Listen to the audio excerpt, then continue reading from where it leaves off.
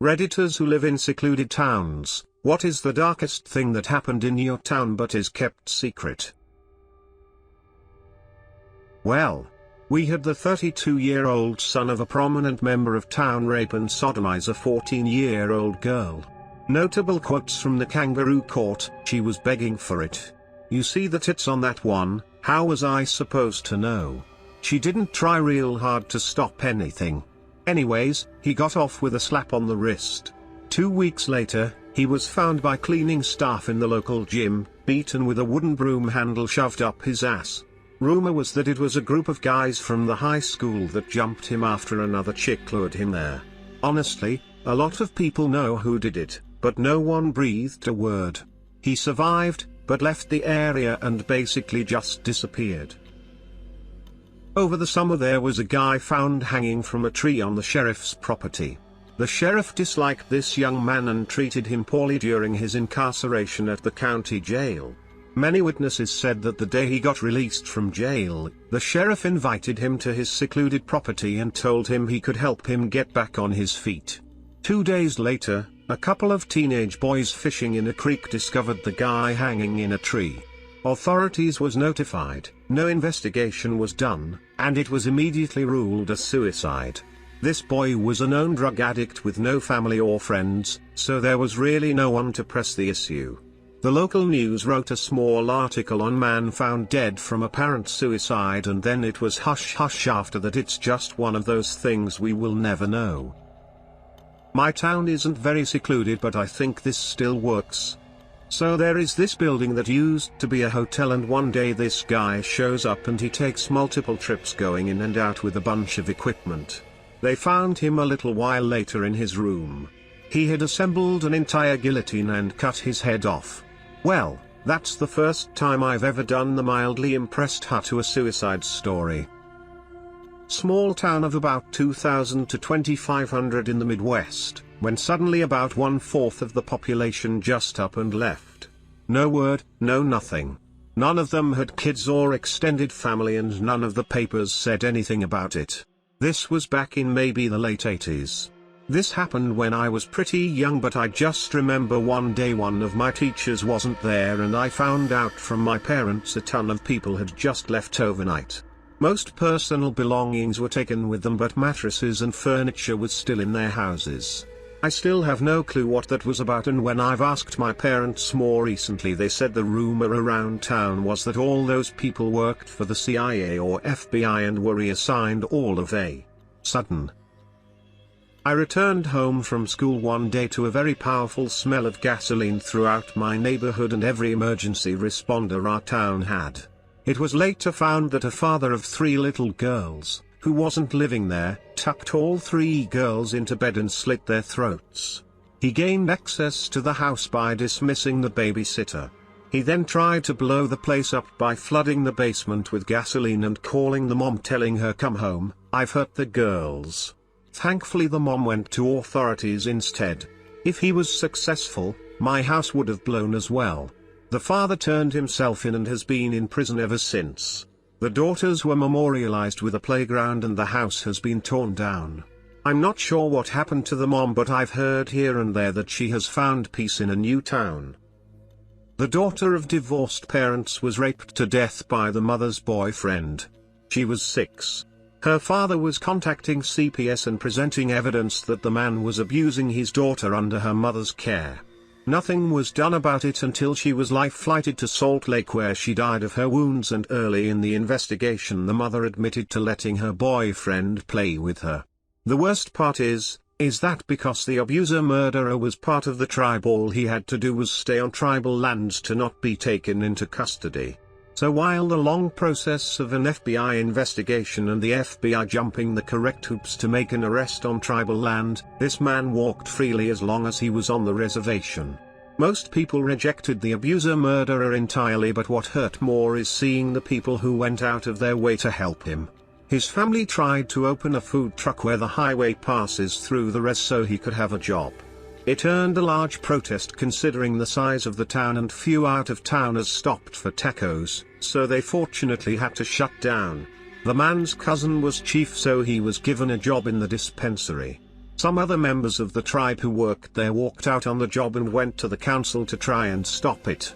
Fortunately, as of now, the FBI has taken the mother and boyfriend into custody and they're awaiting trial.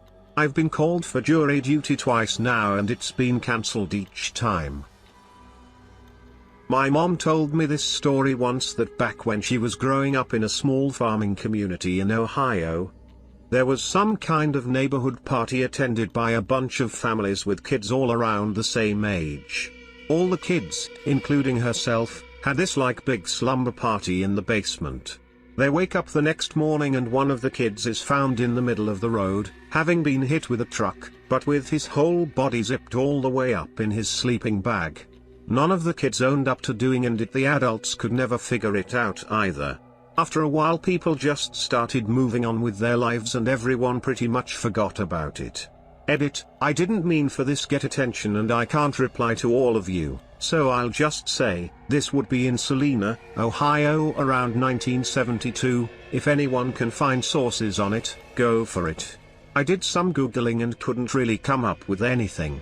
And some of you I think are right. My mom said she probably thinks it was a prank that went terribly wrong. Not far from where my parents grew up is the town of Skidmore, Missouri, which is honestly a supremely fucked up place of weird, sinister stuff. The most commonly known incident is from the 1980s when Ken McElroy was shot to death while sitting in his truck with his wife, in front of the pool hall in town in broad daylight. There were dozens of witnesses who saw the shooting, which came from multiple firearms, but they denied seeing the shooting or whom may have been responsible. The news stories from the time sort of painted McElroy as a town bully, almost like Biff from Back to the Future. Except he was a fucking violent monster who had beaten, figuratively and literally, over a dozen charges including theft, rape of a minor, remember his wife? Yep, she was one of the no-rape victims and carried Ken's child at 14, and other general violent acts. Leading up to his town-sanctioned execution, he had the gall to appeal a 2-year sentence for shooting a geriatric grocer in the neck with a shotgun and nearly decapitated him. So, why did he do it?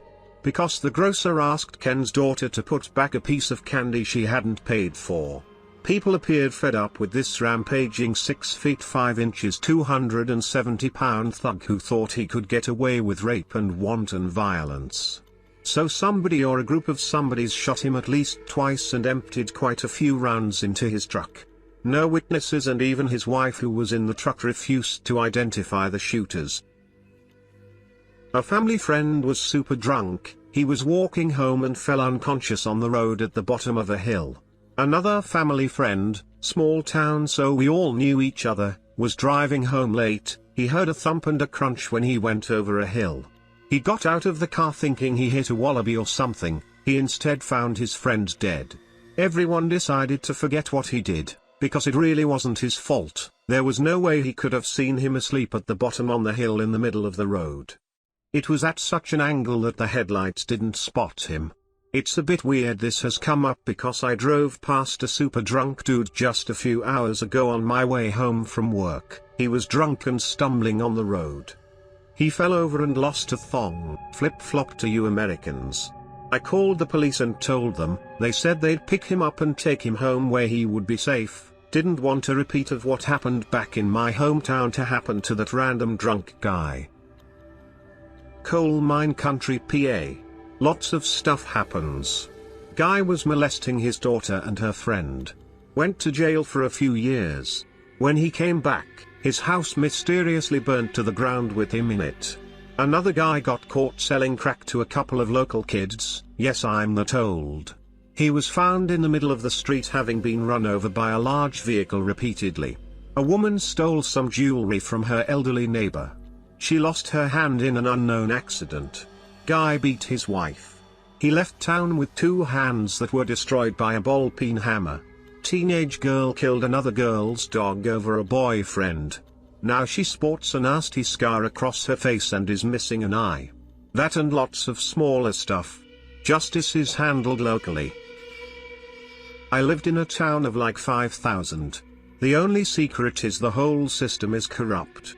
One police officer got caught stealing painkillers, basically got a reduced and deferred misdemeanor, so in like 3 months it was off his record and back to being a cop. A cop's son lost it one night. Got in a fight with his girlfriend at the bar. My best friend was the bartender and kicked him out. 20 minutes later he is outside putting holes into the bar with a semi-auto. Amazingly nobody got hit. The cop's son also got his charges reduced from basically attempted mass shooting to discharging a firearm within city limits. I don't think that's even a misdemeanor. There's so much more. But the gist is corrupt people run the paper, the police station and the court. If you're in this circle you can do whatever you want, and if you're me you will get sentenced to 1 year in prison for 1 gram of weed. I got the fuck out like 10 years ago. I wouldn't say we live in a secluded town, but when my mother was in school her best friend got a job working for the sheriff. She later came to school and told them that the sheriff had been molesting her. She also began telling people about what they have been using the tunnels under the town for. The police supposedly had been filming child pornography. After that day she never made it home. She was found later naked, hog-tied and shot in the back of the head. No one could prove it, and the sheriff had been suspected of many things but nothing ever came of it. They just announced that there was a man seen in a white van abducting people. But her friends knew. Her family knows. This is Red Bluff, California BTW.